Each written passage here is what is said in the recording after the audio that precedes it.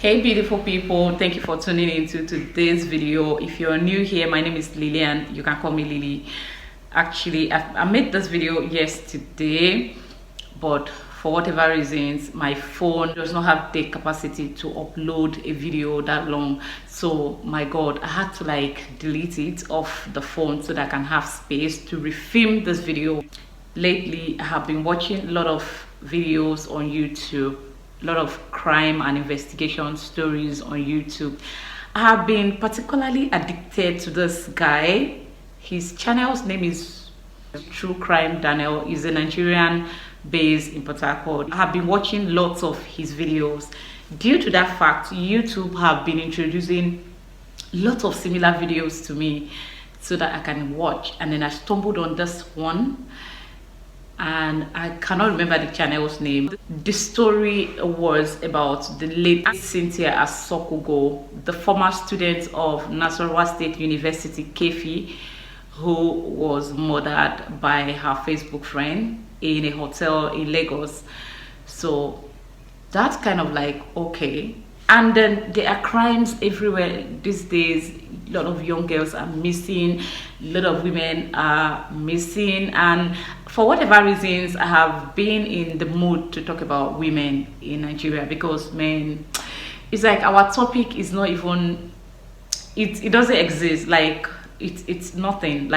It's nothing. Nobody wants to go there because yeah, they are women. This is not to tell you that I am not aware of the Cynthia issues. I right from the time that she got killed, I've been following the story, I'm aware of it and all of that. But what really inspired me to come out and share my own story is due to the fact that lots of young girls have been missing, and we all been playing numb to it. After all, they're prostitutes. They went to sleep with this man and they die, so they deserve it. Do our young girls really deserve it? I want to share my own story with you guys, how I almost get killed by my Facebook friend who lured me to a hotel in Lagos. I hope that you're ready for this story. If you are ready, please don't forget to hit the subscribe button, turn on the bell notification, put it on the one that says all, and please don't forget to like this video so that it can be recommended for more people to watch and learn from my experience. In 2011, I was just a young girl living her life and pursuing her dreams. And then I was really active on Facebook. I was, pursuing acting career in Nollywood. So anytime I go on movie sets, I will make I will take a picture and then share on my Facebook page. A lot of people that follow me at that time knew that I was into acting, and they were always leaving me comments. So there was this particular guy that was always, DMing me, oh, you are a beautiful girl, you make a great actor. Yeah, I understand that the struggle is real because you are not Igbo, and I know how Nollywood could be, especially in Asaba, for non-Igbo speaking Nigerians, especially the young ones that want to emerge stars. So I know how difficult it is. But guess what, Lillian, I'm about to give you a chance in one of my production that is coming up this month. And I was like, really? Oh my god, I was blushing, I was happy. Oh, okay, finally somebody is taking notes of passion. This guy believes in me. He knows that I love and I want to become an actress badly. In fact, I was already an actress, just that I was looking for a breakthrough in the industry. So when this guy offered me that opportunity, I was happy. So he told me he was going to text me the address to where he wants me to come, the hotel where they are camping and shooting, and that he was going to use some notable Nollywood faces like Eve Essen, and then he named a couple of other notable faces in Nollywood, and I was so excited. like, okay, this is going to be good for me, and he said he was going to give me a supporting role so that I can, you know, it will bring me out a little bit. I was so happy. So the time came. He told me he would text me soon, and then that was around June. This thing happened in June. So, and then the following week, he reached out to me immediately and said that I can come to Lagos.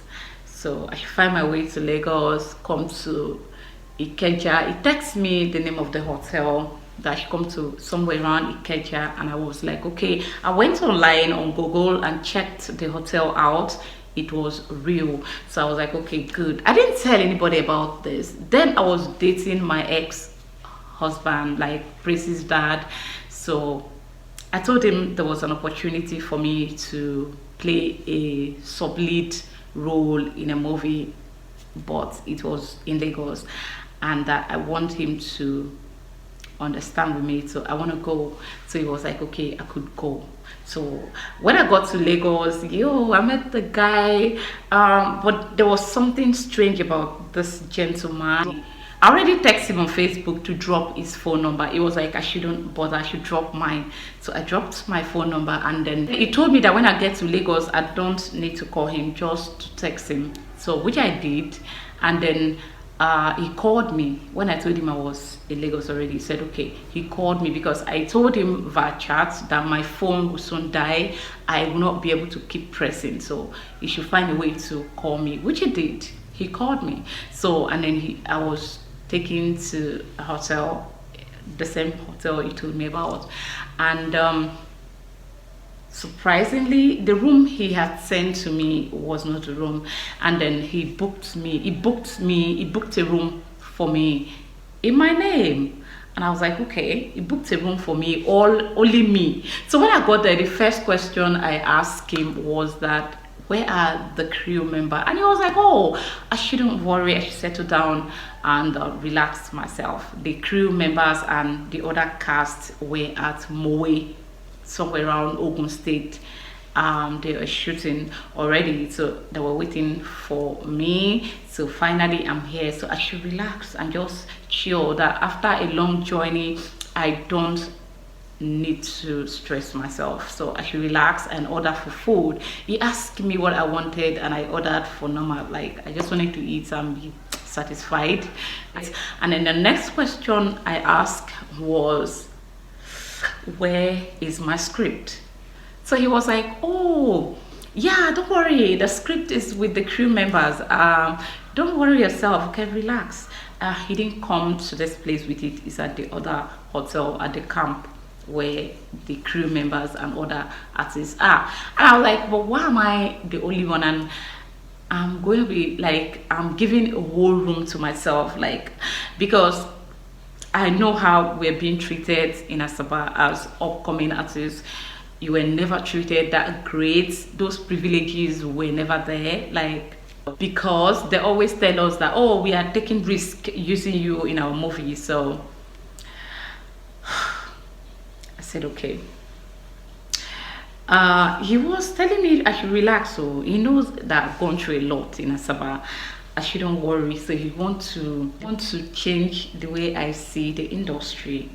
So that is why he's doing that for me, and he believes in me. He believes that in future I was going to be great in the industry, and that I will never forget him for being the first person that gave me a chance in the industry. So I will always remember him for that.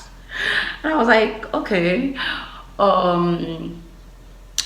Yeah, and that he told me that he knows I have been in and out of auditions in Asaba. I will go for audition, which is true. At Asaba, I will go to audition, I will get the role, I will be casted and given even the script at the audition ground. A lot of people will applaud me and congratulate me for a job well done, like for performing well at the audition ground.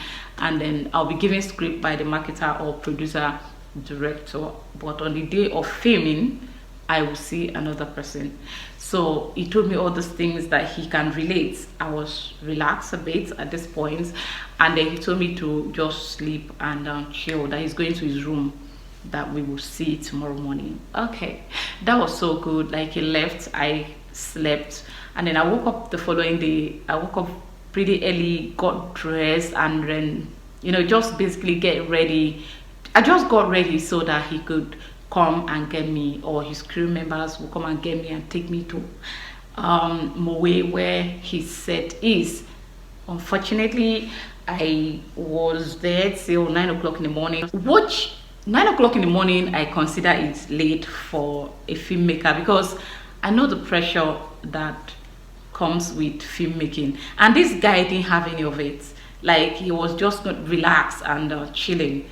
He's not bothered about his money burning. He's just not in a hurry to get this job done so that everybody can be dismissed and go. And another thing, and he was always making shady phone calls, and if you want to make a call, he would leave where I am. He would just, you know, and I was like, okay. So early in the morning, I called him and said, okay, I'm ready, sir, Mr. Maxwell, because that's the name he told me, and that's the name I saw on his Facebook profile. So, Mr. Maxwell, I was ready. So when are you coming to get me so that we can go on to set? So he was like, oh, that I should relax and order for breakfast, that the crew members are sorting things out. He does not want to stress me because I'm a special artist. He just want to take me to Ogun State, and then when we get there, I'll start acting. So I was okay. I ordered for breakfast. I was just in my head, this is becoming too good to be true, because I know how we're being treated back in Asaba as upcoming. A lot of things were happening to young upcoming artists. So why is this man treating me so good? I started to feel like, you know, this could just be what. At that time, Cynthia case had not happened. Cynthia was not killed. I think Cynthia died in 2011 or something like that. But it happens to me first before Cynthia. So there were no lessons really. Like, there was no way I could have said, okay, oh, this thing have happened to someone, or I have to be careful. So that was it for me. Okay, I chilled. I waited for this man. He came eventually around 10-11. He came and said, okay, oh, I should not stress myself, that there are certain things out at the location that is coming now. He'll come and get me. He left the room again and then returned I ordered for food. This time this guy went and came in before the food was brought to me. After eating that food, I cannot explain what happened to me. My whole body was on fire. He already told me he was going to come back, so I knew what to expect.